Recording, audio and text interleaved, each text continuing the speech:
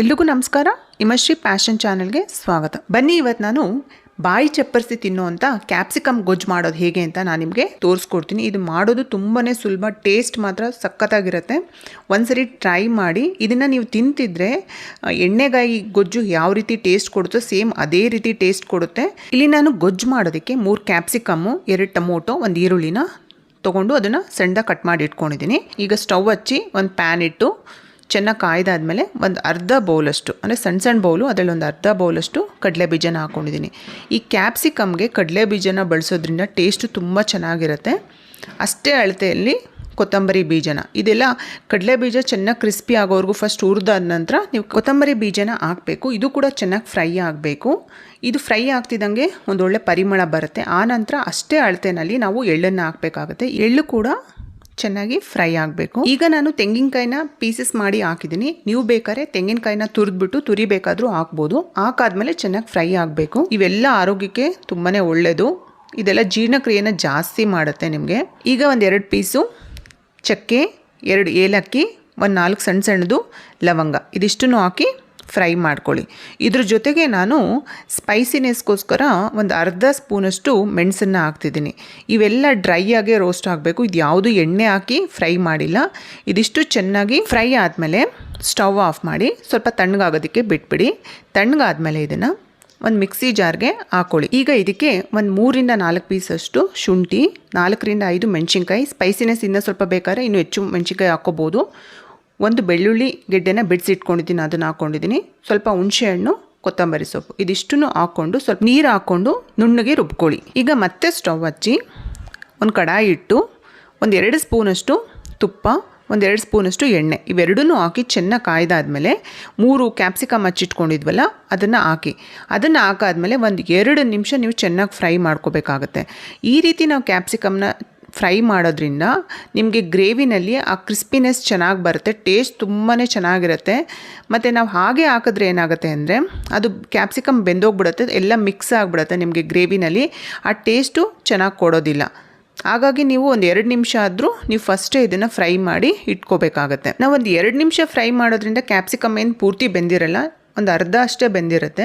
ನಾವು ಮತ್ತೆ ಇದನ್ನು ಗ್ರೇವಿಗೆ ಹಾಕಿದಾಗ ತುಂಬ ಹೊತ್ತು ಬೇಯಿಸೋ ಅವಶ್ಯಕತೆ ಇಲ್ಲ. ಆಗ 1 ನಿಮಿಷ 2 ನಿಮಿಷ ಬೇಯಿಸಿದ್ರೆ ಸಾಕು. ಫ್ರೈ ಆದಮೇಲೆ ಅದನ್ನು ಒಂದು ತಟ್ಟೆಗೆ ಶಿಫ್ಟ್ ಮಾಡ್ಕೊಳ್ಳಿ. ಈಗ ಮತ್ತೆ ಅದೇ ಕಡಾಯಿಗೆ ಸ್ವಲ್ಪ ಎಣ್ಣೆ ಮಿಕ್ಕಿರುತ್ತಲ್ಲ, ಅದರಲ್ಲಿ ಸ್ವಲ್ಪ ಸಾಸಿವೆ, ಹಿಂಗು, ಉದ್ದಿನಬೇಳೆ, ಕಡಲೆಬೇಳೆ, 1 ಸ್ಪೂನಷ್ಟು ಜೀರಿಗೆ, ಇದಿಷ್ಟನ್ನು ಹಾಕ್ಕೊಂಡು ಚೆನ್ನಾಗಿ ಫ್ರೈ ಮಾಡ್ಕೊಳ್ಳಿ. ಇದು ಫ್ರೈ ಆದಮೇಲೆ 4 ಒಣಮೆಣಸಿನ್ಕಾಯಿ ಒಗ್ಗರಣೆಗೆ ಹಾಕ್ತಿದ್ದೀನಿ. ಅದು ಫ್ರೈ ಆದಮೇಲೆ 1 ಈರುಳ್ಳಿ ಹಚ್ಚಿಟ್ಕೊಂಡಿದ್ನಲ್ಲ ಅದನ್ನು ಹಾಕ್ತಿದ್ದೀನಿ.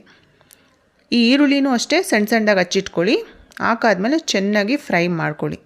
ಈರುಳ್ಳಿ ಕೆಂಪಾಗೋವರೆಗೂ ಫ್ರೈ ಮಾಡ್ಕೋಬೇಕಾಗತ್ತೆ. ಇದಕ್ಕೆ ನೀವು ಒಗ್ಗರಣೆಗೆ ಸ್ವಲ್ಪ ಕರಿಬೇವಿನ ಸೊಪ್ಪು ಕೂಡ ಹಾಕೋಬೋದು. ನಾನು ಇರಲಿಲ್ಲ, ಸೊ ಅದಕ್ಕೆ ಸ್ಕಿಪ್ ಮಾಡಿದ್ದೀನಿ, ಅದಕ್ಕೋಸ್ಕರ. ಈಗ 2 ಟೊಮೊಟೊನ ಸಣ್ಣದಾಗಿ ಹಚ್ಚಿಟ್ಕೊಂಡಿದ್ನಲ್ಲ ಅದನ್ನು ಹಾಕ್ತಿದ್ದೀನಿ. ಈ ಟೊಮೊಟೊ ಹಾಕಿದ್ಮೇಲೂ ಅಷ್ಟೇ ಟೊಮೊಟೊ ಚೆನ್ನಾಗಿ ಸ್ಮ್ಯಾಶ್ ಆಗೋವರೆಗೂ ಚೆನ್ನಾಗಿ ಬೇಯಬೇಕಾಗುತ್ತೆ. ಟೊಮೊಟೊ ಬೇಯಲಿಲ್ಲ ಅಂದರೆ ನಿಮಗೆ ಆ ಗ್ರೇವಿ ಸಾಫ್ಟ್ನೆಸ್ ಬರಲ್ಲ. ಅದಕ್ಕೆ ಇವಾಗ ಏನು ಮಾಡಬೇಕಂದ್ರೆ ಉಪ್ಪನ್ನ ಹಾಕಬೇಕು. ನಾನು ಸಾಮಾನ್ಯ ಅಡುಗೆಗೆ ಕಲ್ಲುಪ್ಪೇ ಬಳಸ್ತೀನಿ.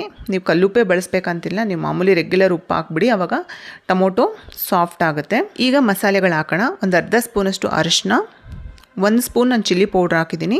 ನೀವು ಸ್ಪೈಸಿನೆಸ್ ಜಾಸ್ತಿ ಆಗುತ್ತೆ ಅಂದರೆ, ಯಾಕಂದರೆ ಹಸಿಮೆಣಸಿನ್ಕಾಯಿ ಯೂಸ್ ಮಾಡಿರೋದ್ರಿಂದ ಸ್ವಲ್ಪ ಕಡಿಮೆ ಮಾಡ್ಕೊಳ್ಳಿ. ಈ ಮಸಾಲೆ ಎಲ್ಲ ಸ್ಮೆಲ್ ಹೋಗೋವರೆಗೂ ಚೆನ್ನಾಗಿ ಫ್ರೈ ಆಗಬೇಕು. ಮತ್ತು ಇಲ್ಲಿ ನಾನು ಧನಿಯಾ ಪೌಡ್ರು ಬಳಸಿಲ್ಲ. ಯಾಕೆ ಬಳಸಿಲ್ಲ ಅಂದರೆ ನಾವು ಆಲ್ರೆಡಿ ಧನಿಯಾ ಬೀಜನ ಹಾಕಿ ಮಸಾಲೆಯಲ್ಲಿ ಹುರಿದಿರೋದ್ರಿಂದ ಅವಶ್ಯಕತೆ ಇಲ್ಲ. ಈಗ ಚೆನ್ನಾಗಿ ಮಸಾಲೆ ಫ್ರೈ ಆಗಿದೆ. ಇದಕ್ಕೆ ರುಬ್ಬಿಟ್ಕೊಂಡಿರೋಂಥ ಮಸಾಲೆನ ಹಾಕ್ತಿದ್ದೀನಿ. ಈ ಮಸಾಲೆ ಹಾಕಿದ್ಮೇಲೆ ಚೆನ್ನಾಗಿ ಮಿಕ್ಸ್ ಮಾಡ್ಕೊಳ್ಳಿ. ನೀವು ನನ್ನ ಚಾನಲ್ಗೆ ಹೊಸಬರಾಗಿದ್ದರೆ ದಯವಿಟ್ಟು ನನ್ನ ಚಾನಲ್ನ ಸಬ್ಸ್ಕ್ರೈಬ್ ಮಾಡ್ಕೊಳ್ಳಿ. ನಿಮ್ಮ ಫ್ರೆಂಡ್ಸ್ ಮತ್ತು ಫ್ಯಾಮಿಲಿ ಜೊತೆ ಈ ವಿಡಿಯೋನ ಶೇರ್ ಮಾಡ್ಕೊಳ್ಳಿ. ಹಾಗೆ ಲೈಕ್ ಮಾಡೋದನ್ನು ಮರಿಬೇಡಿ. ನೀವು ಈ ಮಸಾಲೆನ ತಿರುಗಿಸ್ಬೇಕಾದ್ರೆ ಸ್ಟವ್ನ ಸಿಮ್ಮೇಲೆ ಇಟ್ಕೊಳ್ಳಿ, ಯಾಕಂದರೆ ಇದು ಅಕ್ಕಪಕ್ಕ ಎಗರುತ್ತೆ, ಅದಕ್ಕೋಸ್ಕರ. ನೋಡಿ, ಈ ರೀತಿ ಚೆನ್ನಾಗಿ ಮಿಕ್ಸ್ ಆದಮೇಲೆ ನಿಮ್ಗೆ ಎಷ್ಟು ಬೇಕೋ ಅಷ್ಟು ನೋಡಿಕೊಂಡು ನೀರು ಹಾಕ್ಕೊಳ್ಳಿ. ಈ ಕ್ಯಾಪ್ಸಿಕಮ್ ಗೊಜ್ಜು ತುಂಬ ತೆಳ್ಳಗಿದ್ರೂ ಚೆನ್ನಾಗಿರಲ್ಲ, ತುಂಬ ಗಟ್ಟಿಗಿದ್ರೂ ಚೆನ್ನಾಗಿರಲ್ಲ, ಹದವಾಗಿರಬೇಕು. ಈಗ ಚೆನ್ನಾಗಿ ಕುದ್ದಿದೆ. ಇದಕ್ಕೆ 1 ಸ್ಪೂನಷ್ಟು ಬೆಲ್ಲ ಹಾಕ್ತಿದ್ದೀನಿ. ಈ ಬೆಲ್ಲನ ಹಾಕೋದ್ರಿಂದ ಯಾವುದಕ್ಕೆ ನಾವು ಹುಣಸೆ ಹಣ್ಣು ಬಳಸಿರ್ತೀವೋ ಅದಕ್ಕೆ ಬೆಲ್ಲ ಹಾಕೋದ್ರಿಂದ ಅವೆರಡು ಕಾಂಬಿನೇಷನು ಒಂದೊಳ್ಳೆ ಟೇಸ್ಟನ್ನು ಕೊಡುತ್ತೆ. ಈಗ ಉಪ್ಪು ಹಾಕಬೇಕು. ನಾವು ಆಲ್ರೆಡಿ ಟೊಮೊಟೊ ಫ್ರೈ ಮಾಡಬೇಕಾದ್ರೆ ಉಪ್ಪು ಹಾಕಿರೋದ್ರಿಂದ ನೋಡ್ಕೊಂಡು ಹಾಕಿ.